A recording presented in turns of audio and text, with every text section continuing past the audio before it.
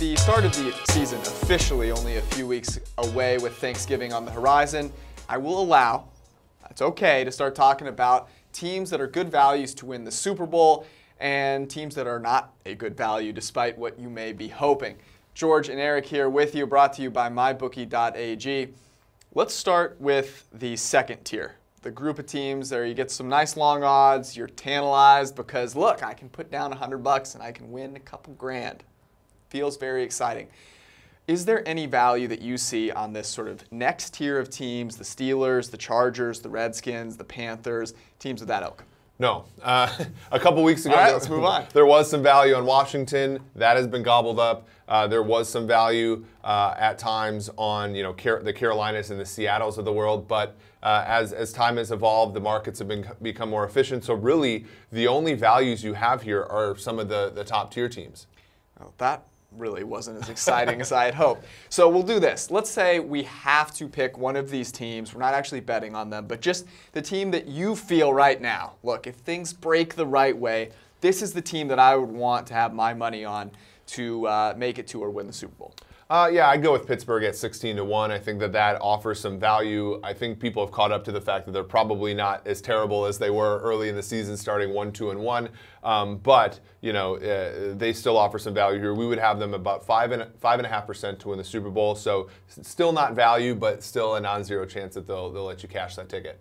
Yeah, I like the AFC lean, right? Yeah. If you're going to take a team that's sort of a dark horse, I would tend to go with the AFC, though I think those divisions have evened out a little bit.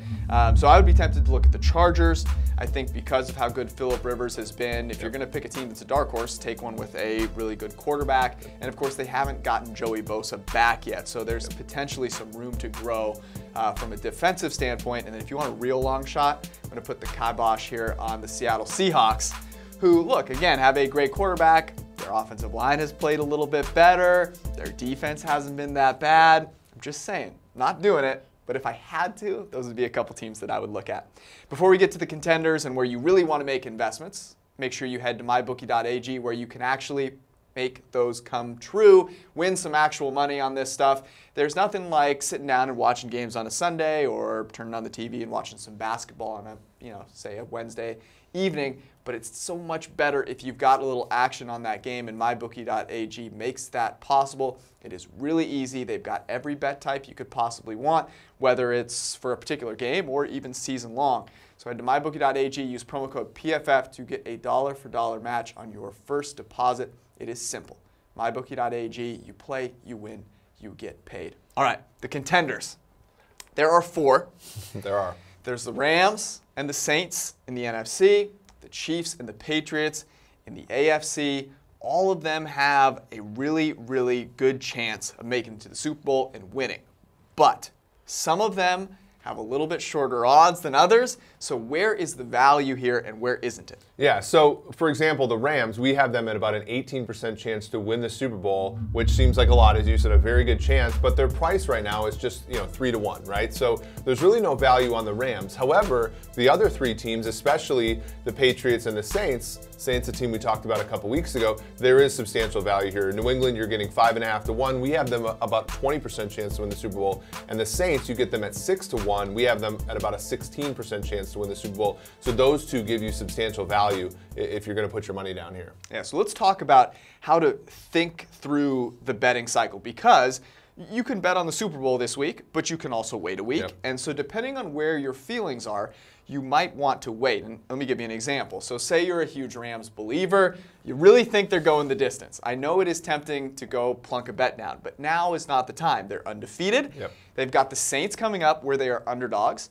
And then they've got the Chiefs in a couple weeks. So if you think that the Rams are going to win the Super Bowl, you're actually rooting for them to lose a couple of games, Yep. have that price come back to earth, and then go place a bet. On the flip side of things, you've got a team like, say, the Patriots, right, or the Chiefs, where maybe there's not as much juice on them right now because the Rams are getting all the sunshine, But, you know, in a few weeks when the Patriots still haven't lost and are winning by an average of 20 points, that's more like 3-1, 4-1. And so that's a bet you place now. Yeah, at the end of the season, what you really want is a little bit on all four of these teams. And if you get them at the right times, like if you bought into the Saints a couple weeks ago at 8-1, you're sitting pretty right now. And even though the value's at 6-1, you probably would have wanted the bet 2 weeks ago. The same thing will be true about the Rams. You can buy into them now, but in a couple weeks, if they lose to the Saints and the Chiefs in 2 of the next 3 weeks, you're probably going to get something more like 4 or 5-1, in which case our simulations are probably not going to budge on them a ton for losing those 2 games. However, the market will adjust, and you might get a value in that instance. Yeah, so basically to summarize here, the teams that you want to bet on right now, the Patriots, the Chiefs, and the Saints, particularly the Saints, because they're favorites against the Rams this week, and if they win that game, I can guarantee you will not get 6-1 or 5. That's 6-1. They're all bunched together. It's hard to get them in order. So the Saints, Patriots, and the Chiefs. Now, wait on the Rams. Be patient. Patience is a virtue. We haven't even got to Thanksgiving yet. Season hasn't even started. Hold your horses, but head to mybookie.ag. For more from all of us, head to profootballfocus.com, and of course, check out the PFF forecast every Monday morning and Thursday afternoon.